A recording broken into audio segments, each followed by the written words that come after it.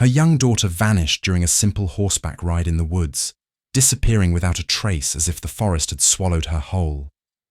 But 8 years later at a competition, the mother sees something eerily familiar, something that changes. Everything Barbara Whitmore stood at the entrance of the shuttle, Van taking a deep breath of the Tuscan air. The crisp morning breeze carried the scent of hay and leather, so familiar yet strangely foreign in this Italian countryside. She adjusted. Her weathered riding jacket, the same one she'd worn for nearly a decade now since before Sophie disappeared, Ms. Whitmore. The stable manager is waiting. He called Tristan, her most loyal groom, who had stuck with her through the worst years. Barbara nodded and stepped onto the gravel path.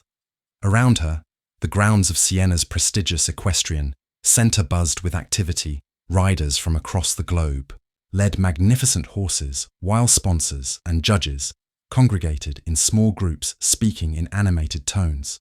Flags from dozens of nations fluttered overhead, marking the international nature of this off-season Paleodiana event. "The tack trunk is already at our assigned stall," said Maya, her assistant trainer falling into step beside her, and Mira cleared quarantine yesterday afternoon. Barbara's small team from Oregon looked out of place among the polished European entourages with their matching uniforms and corporate sponsors. Her 3 staff members, Tristan, Maya, and young Cole, wore simple navy shirts with the faded Whitmore Stables logo, a reminder of better days. "Let's check on Mira first," Barbara said, following the signs toward the stabling area. As they walked, Barbara couldn't help but remember when Whitmore Stables had been a respected name in the American equestrian community, back when her husband Richard was alive, and their daughter Sophie spent every free moment with her beloved horse Willow. But all that changed 8 years ago. The stabling area was a marvel of efficiency, temporary structures that nonetheless conveyed luxury with polished wood and brass fittings country. Flags hung above each stall door, and Barbara found the American flag with Whitmore Stables written on a placard beneath it. Inside, Mira, a magnificent bay mare with a gleaming coat, whickered in recognition. At Barbara's approach, the horse had been transported days earlier to acclimate after quarantine. "Hello, beautiful." Barbara whispered, running her hands along Mira's neck, checking for any signs of stress or stiffness from the journey. "How are you holding up?" While Tristan took Mira's temperature, Barbara examined her legs and hooves, methodically finding nothing concerning. Meanwhile, Maya unpacked their equipment.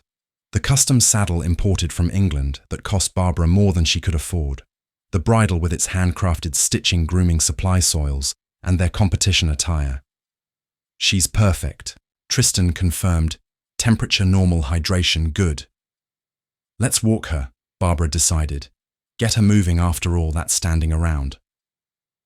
As they led Mira through the stable lanes Barbara took in the competition, horses worth hundreds of thousands, some even millions of euros, stood in neighbouring stalls.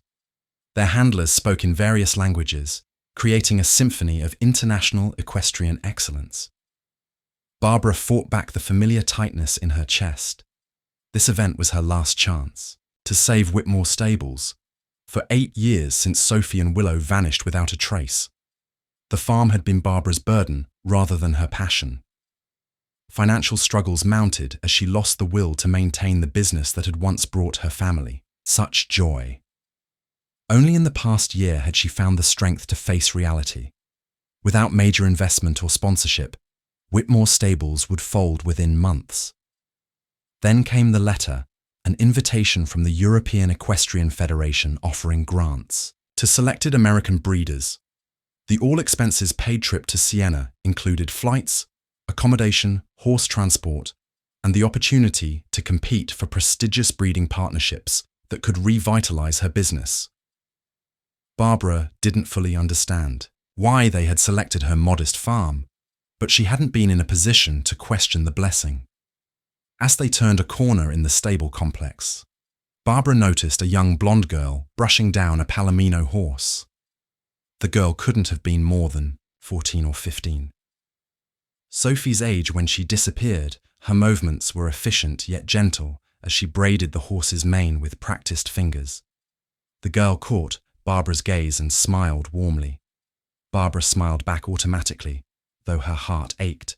How many times had she watched Sophie groom Willow just like that? The familiar braid pattern, the gentle whispers into the horse's ear for a fleeting moment. Barbara allowed herself to imagine it was them. M. Whitmore. Maya's voice pulled her back to reality. The tack inspector will be at our stall in 15 minutes. Right, Barbara said, blinking away the memory. Sophie would be 22 now, not this young girl. Let's head back. They circled the complex once more, giving Mira proper exercise after her journey before returning to their assigned stall. The team worked with seamless coordination, Tristan brushing Mira's coat to a mirror shine, Mia preparing the saddle pad with their competition number and collar meticulously, cleaning every piece of metal on their tack until it gleamed. Barbara supervised, as they braided Mira's mane in the traditional Doctor-style 43 small tight braids that would hold perfectly through her performance. The ritual was soothing, familiar, a reminder of why she had once loved this life. Just as they finished, Barbara glanced across the arena to the far ring. A tall man was walking a striking horse, a bay with distinctive white markings. Something about his gait, the way he carried himself, struck Barbara as familiar. Wait here, she told her team. I need toe check something. But Ms. Whitmore, the inspector, Maya protested. I'll be quick, Barbara assured her, already walking toward the far ring. As she drew closer, recognition dawned. The impeccably dressed man with silver streaked hair and Italian leather boots was Gregorio Duca. Barbara hadn't seen him in years, not since the intensive search for Sophie. Gregorio had owned property neighboring hers in Oregon's Will Valley. He had been a fixture in their lives, once Richard's closest friend, a benefactor to their farm, a man who brought expensive wine to dinner and offered sage business advice. After Richard's illness took him, Gregorio had remained present for a while, offering support and kindness. But after Sophie's disappearance, as Barbara retreated into grief, their connection had dissolved. Yet he was thousands of miles from Oregon, leading a magnificent horse around a practice ring with the confidence of someone accustomed to moving through the world's most elite circles. Barbara stood at the edge of the ring, watching him for a moment. Gregorio spotted her, and his face lit up with recognition. His wide, charismatic smile hadn't changed at all. Barbara, he called out immediately, handing the horse's lead to an assistant and striding toward her. What an extraordinary surprise! He embraced her warmly, the familiar scent of his expensive cologne, bringing back memories of happier times. Gregorio, she said, genuinely pleased, despite her surprise. I had no idea you'd be here. The equestrian world is small. No. His Italian accent had become more pronounced, though his English remained perfect. How have you been, my dear? It's been what? 5 years? 8, Barbara corrected. Quietly, not since understanding flashed across his features. Of course, 8 years. I'm so sorry, Barbara. Time has its way of blurring in my mind. He squeezed her shoulder gently. And how is the farm? Whitmore stable, still producing champions? I hope. Barbara hesitated, then decided. There was no point in pretense. It's been difficult, to be honest. After Sophie, while the heart went out of the business, I'm actually here hoping to secure some breeding partnerships to keep us afloat. Gregorio's expression softened. With sympathy. I'm truly sorry. To hear that. You've always bred exceptional horses. I still speak of Richard's eye for bloodlines. What about you? Barbara asked, eager to shift the focus. How's your place in Oregon? I heard you expanded. Ah, yes. Gregorio nodded, gesturing expansively. The Oregon property still operates, but it's just one of several. Now I have establishments in Kentucky, France, and here in Italy keeps me traveling constantly. His smile turned rueful. The price of success, I suppose. His kindness and familiar charm made Barbara realize how isolated she'd become in her grief. Gregorio had always had that effect, making people feel at ease. Important scene. I never properly thanked you, Barbara said suddenly. for everything you did during the search. For Sophie, the way you coordinated with the police, organized volunteers. Gregorio waved a dismissive hand. Please, it was. Nothing. I only wish we could have. He trailed off. The police never did determine what happened in those woods. Did they? Barbara shook her head. The hoofprints led nowhere. Pieces of torn tack suggested some kind of struggle or accident, but with both Sophie and Willow missing. She swallowed hard. Some thought animal attack, others suggested she got lost, but without bodies. The familiar pain clutched at her heart. 8 years of not knowing was its own special kind of torture. Gregorio looked as though he might say more, but then his gaze shifted over Barbara's shoulder. I believe your inspector has arrived at your stall. We shouldn't. Keep him waiting. These Italians are strict about their schedules. Barbara turned to see a uniformed official standing by Mira's stall, clipboard in hand. I should go, she said. It was good to see you, Gregorio. Likewise, Barbara. Perhaps we can catch up properly. Later, I'm staying through the exhibition. With a nod and a smile, Barbara hurried back to her stall, her mind swirling with memories and the strange coincidence of seeing Gregorio here so far from home. Barbara returned to find her team standing anxiously beside Mira, the tack inspector already examining their saddle with meticulous care. Senora Whitmore. He greeted her in heavily accented English. Your equipment is very fine. Italian leather on the saddle. Yes, English. Actually, Barbara replied, stepping forward, to show him the maker's mark. The inspector nodded approvingly, then proceeded to check every buckle strap and piece of metal on their tack, ensuring it complied with competition standards. As he worked, he explained the day's schedule. You have 20 minutes. In warm-up ring 3, beginning at 11. The exhibition class starts at 11:30 in the covered arena. Judges will evaluate movement presence and handling. Not a competitive class, strictly speaking, but important for the breeding evaluations. He made several notations on his clipboard.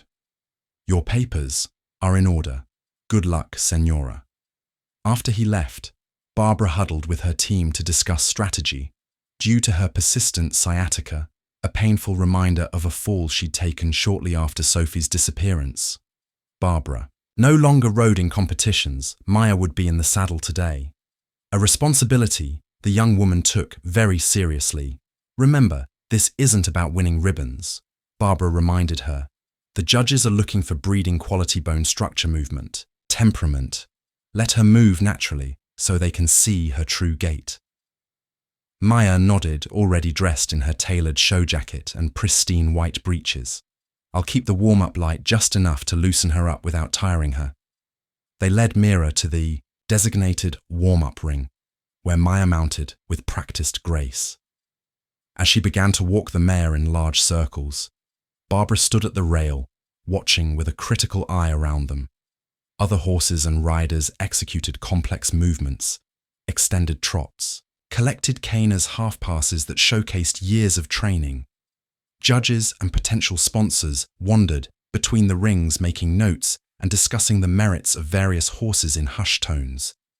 But Barbara's attention was suddenly drawn to a horse being led to an adjacent ring. Her heart seemed to stumble in her chest. The horse was a bay pinto with distinctive white markings, Irish reddish-brown coat, accented with patches of white on its hind quarters and between its eyes. Something about its conformation, the way it moved with collected energy and grace, struck Barbara as hauntingly familiar. Without thinking, she approached the handler, a young Italian groom who stood at attention beside the horse. Excuse me, Barbara said, trying to keep her voice steady. This horse is beautiful. Who does it belong to? The man looked Barbara over, seemingly assessing whether she warranted a response before answering. This is eternal. She belongs to Senora Duca, the wife of Senor Gregorio Duca. Gregorio's wife, Barbara echoed, surprised. In all the years she'd known Gregorio, she'd never met his spouse despite numerous dinner invitations to their Oregon property. Yes, the handler confirmed, Signora Bella DeLuca, she is there. He gestured toward a shaded gazebo where a slender woman in large sunglasses sat alone, a glass of white wine in her hand. Senor Duca will ride a turn loose in the exhibition class. Later, the handler added, special showcase, not for competition. Thank you, Barbara murmured, continuing to study the horse. The markings, the conformation, even the way the horse tossed its head impatiently. It all reminded her so powerfully of Willow that it made her chest ache, but it couldn't be Willow. That was impossible. Willow had disappeared in the Oregon woods 8 years ago, thousands of miles from here. M. Whitmore, Maya called from the ring. Should I take her into a working trot now? Barbara forced her attention back to her own horse and rider. Yes, start your warm-up sequence. I'll be right there. After ensuring Maya had Mira well in hand for the warm-up, Barbara decided to approach Gregorio's wife. If nothing else, common courtesy suggested she should introduce herself, given her long history with Gregorio. The elegant woman sat alone under the gazebo, seemingly indifferent to the prestigious equestrian activities surrounding her. Her designer sunglasses obscured her eyes and her posture, one leg crossed over the other. Wineglass held loosely in manicured fingers suggested both refinement and boredom. Excuse me, Barbara said as she approached. I hope I'm not intruding. I'm Barbara Whitmore. The woman tilted her head slightly, but didn't remove her sunglasses. Yes, I'm an old friend of Gregorio's from Oregon. Our farms were neighbors for many years. Ah? The woman's voice held the faintest trace of an accent Barbara couldn't quite place. Yes. Gregorio has many friends. Barbara hesitated, taken aback by the cool response. I don't believe we've ever met, despite all the dinners Gregorio hosted when my husband was alive. I spend most of my time in Italy, the woman replied, taking a deliberate sip of her wine. My husband travels for business. I rarely accompany him to America. There was something dismissive in her tone that made Barbara consider retreating, but she persisted, gesturing toward the nearby ring. Your horse, Eternal Loose, is absolutely stunning. The markings are remarkably similar to my daughter's horse from years ago. At the mention of the horse, a subtle tension seemed to enter the woman's posture. Thank you. But as I said to the officials, we're not here for the competition, just the exhibition. Barbara nodded, studying the horse again. May I ask how old she is? The resemblance to my daughter's horse is quite striking. The woman shifted in her seat, her discomfort now obvious. I'm not certain, to be honest. Gregorio gave her to me. As a gift, perhaps, 7 or 8 years ago. She waved a hand vaguely. I'm not particularly interested in the technical aspects, I see. Barbara said, even as Herman calculated the timeline 8 years ago, exactly when Sophie and Willow had disappeared. Should find my husband, the woman said, abruptly rising from her seat. He gets distracted at these events. As she stood, Barbara caught the direction of her gaze through the tinted glasses, focused across the grounds, where Gregorio stood surrounded by a small crowd, including several young women with cameras. You never know with men, the woman added, with a coldness that belied her attempt at humor. 1 minute they're taking pictures, the next it's dinner, and then you know. She made a dismissive gesture with her fingers. The bitterness in her voice caught Barbara off guard. This didn't sound like a happily married woman. I'm sorry, I didn't catch your name. Barbara said. Bella. The woman replied, Bella Duca. Without further conversation, Bella walked away, her stride purposeful as she headed toward her husband. Barbara watched as she approached Gregorio, who immediately put his arm around her for a photo opportunity, his smile never wavering. But even from a distance, Barbara could sense the performative nature of their interaction. Something about their relationship struck her as deeply wrong, a facade maintained for public consumption that masked a more complex reality. As Barbara turned to rejoin her team, her mind kept returning to Eternal Loose. The timing, the distinctive markings, it seemed too coincidental. But what would Gregorio be doing with her daughter's missing horse? The very idea was absurd. Barbara returned to the warm-up ring just as Maya was concluding Mira's preparation. The mare moved beautifully, her strides fluid and powerful, exactly what the judges would be looking for in breeding stock. "She's ready, Mia," reported as she walked Mira to the rail, responsive and forward without being too hot. Barbara nodded, then noticed a pair of judges standing nearby making notes as they observed various horses. She approached them with a professional smile. "Good morning. Gentlemen, I'm Barbara Whitmore of Whitmore Stables." The older of the two judges, a distinguished-looking man with a silver moustache, inclined his head. "Ah, yes. From Oregon, correct.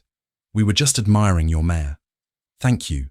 She presents our best breeding program, though I'll admit our farm has faced challenges in recent years. We're aware." The judge replied, "Your application was quite candid about your financial situation. It's precisely why the Federation extended the invitation to help preserve bloodlines that might otherwise be lost due to economic factors rather than quality issues." His colleague, younger but equally observant, added, "You should prepare to bring your horse into the indoor arena soon. The exhibition class begins in 10 minutes. As they walked toward the covered arena, Barbara remained by Mira's side, offering quiet encouragement to both horse and rider. The exhibition space was magnificent. A vast climate-controlled structure with perfect footing and tiered seating for spectators. While waiting for their turn, Barbara noticed Eternal Loose being led toward the arena by a handler. Neither Bella nor Gregorio in sight. The horse's resemblance to Willow continued to nag at her. Deciding to use this opportunity to network, Barbara approached a group of breeders gathered near the entrance. Before she could introduce herself, however, she overheard snippets of their conversation. His wife seemed quite upset, probably because he increased his charitable donation without consulting her. "No, I think it's because she wanted to take Eternal Loose home early." Barbara slowed her approach, realizing they were discussing the Dukas should change direction, uncomfortable with the idea of joining a gossip session about people she knew, especially when one had once been a close family friend. As she turned away, she spotted Bella standing alone near the refreshment table, another glass of white wine in hand. The woman's posture radiated tension and isolation. Against her better judgment, Barbara approached her again. "Hello, I'm not in the mood for small talk." Bella cut her off immediately, her voice low but sharp. Barbara paused, taken aback by the bluntness. "I'm sorry to disturb you."